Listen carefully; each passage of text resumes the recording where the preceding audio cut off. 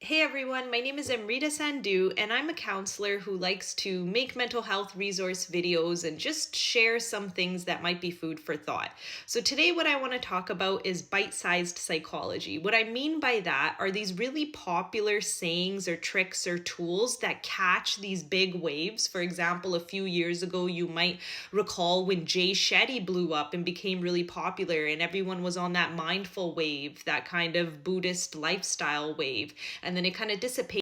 Maybe things started to become a little too commercialized, and that strong contrast started to feel a little bit conflicting and maybe created some dissonance when we're seeing some of the things that he's doing professionally and then some of the things he's advocating for on his platforms. So then that can create a little bit of unease.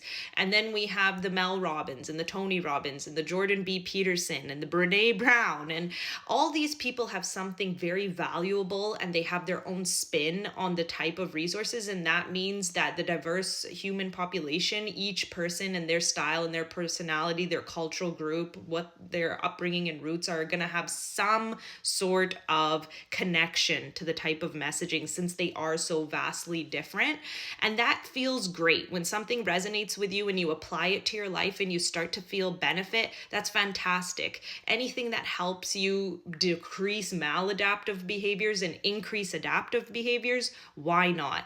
The only thing to really look out for here is if you start to feel guilty when you can't stick to their teachings, if it starts to feel a little too extreme and it's not a one-size-fits-all approach, and let's use the let them example, sometimes that doesn't apply if there's situations where doing the whole let them psychology starts to feel like repressing or being overly tolerant and maybe a little too lax in our boundaries.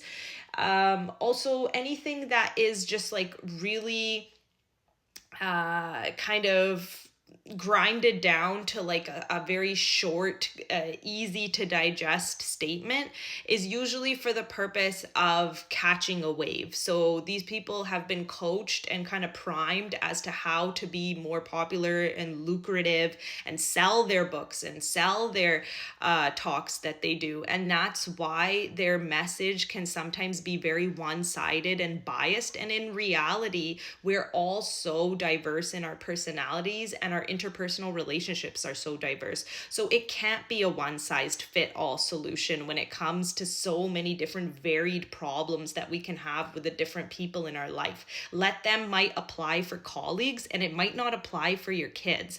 So it's really important to kind of pause, analyze, be curious and analytical as to what pieces of teachings that you want to take from each one of these practitioners. And if it feels like, oh goodness, this is working for everyone and it's not working for me, that might not be a bad thing, because essentially that means that you're well-rounded and you have an unbiased view, that you can't just take one quick little fix and apply it to your life and expect to have transformative, grandiose change. You know that whole saying, if it's too good to be true, it usually is. Well, that's a good rule of thumb to live by. Also, pausing and analyzing what is the background, what is the energy of these people who are giving you these messaging. Now, a lot of times people end up in this space because of their own traumas and wounds. Hurt people end up becoming healers because they know what it's like to suffer. Maybe they saw gaps in resourcing and they wanted to fill those gaps. But also, it can be a lot about external validation. The applause can feel fantastic, and that can really skew a person's prerogative and the type of decisions that they make. And then they have this grand responsibility of their following, and sometimes that can go sideways. And a lot of times you'll see people and you're resonating with their message, you like it, and then they say something that just doesn't quite sit right with you. And that's because when you catch this wave of popularity, it's very influential on your own mental health. So what I'm talking about here is, let's say for example, how Jay Shetty did get very commercialized, and maybe that didn't sit well with you. It's a little bit contradictory to be talking about Buddhism, but then also being a boss in a business, in a corporation, and be selling teas and coaching licenses and all these things. In another lens, thinking about sometimes practitioners are bringing in politics. Jordan B. Peterson, it's pretty clear where he stands with all of those things. Now, an example of someone who is not bringing their ego to the table, who may have the right kind of priorities and motivations behind their work that they do and the goodness that they spread. Let's say Eckhart Tolle, the author of Power Is Now. He's someone who has self-admittedly abolished his ego. So it's always good to pause, take a step back, and just analyze what is the information you're consuming, what is the resources that you're absorbing and transmitting into your way of life. Also, sometimes the greatest of the greats, like Gabor Mate, some things you might click with and you might like what he's saying, but then I've also seen videos where he's saying affirmations are nonsense and he doesn't agree with them or see any validity to their claims. So it's really easy for a person to get burnt out when they're in this limelight and start speaking in a manner that might not be most optimal and unbiased and well balanced. And it's just important to just kind of keep that in the back of your mind when you're reading these books, when you're watching these videos, when you're listening to these podcasts, and always having your own critical analysis of what you're absorbing. It's really easy to start thinking in absolutes and dichotomies and say, okay, this is absolutely wrong and this is absolutely right, or I have to adhere to this, it's all or nothing. But you're allowed to take what you like from each one of these resources, even this page, and dismiss what doesn't resonate with you. Just always keep that little analytical background kind of voice running. Other things to look out for is paying attention to credentials, paying attention to, is this person open to criticism and how do they usually absorb that? There's been a lot of times where, let's say Jordan B. Peterson, for example's sake, it becomes very combative when some of his ideologies are assessed or critiqued and picked apart. And so it's always a good idea to be like, are they expecting unwavering support and devotion? Well, then we're leaning into cult-like behavior. The other thing to be really mindful and weary of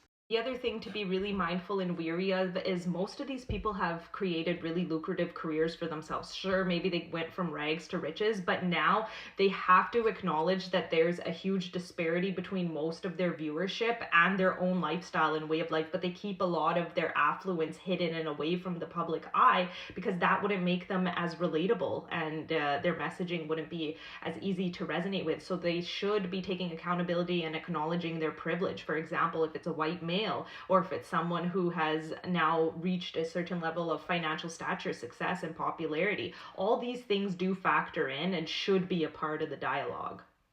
Another really important factor is that a lot of the content we see is simply regurgitated or kind of chopped up information that comes from elsewhere. For example, the let them wave that's kind of taken over right now is actually from a poem. Essentially what that messaging is, it's about being an emotional detective work, about depersonalizing stuff, about not taking stuff so personally. And this is something we've heard in different lights time and time again, but because she was able to chop it up and give it in a really kind of concise, short, to the point, direct statement, that people love that. And that's what we eat up, and we absorb it, and we like it, and we apply it, and that's excellent. It has its place, and if something's helping you, then we're not badgering that. The only thing to be mindful of is that a lot of times there's kind of negligent or unethical behavior that comes from these practitioners or these speakers or these self-help gurus, where they're not giving due credit to where they found their original content and messaging from.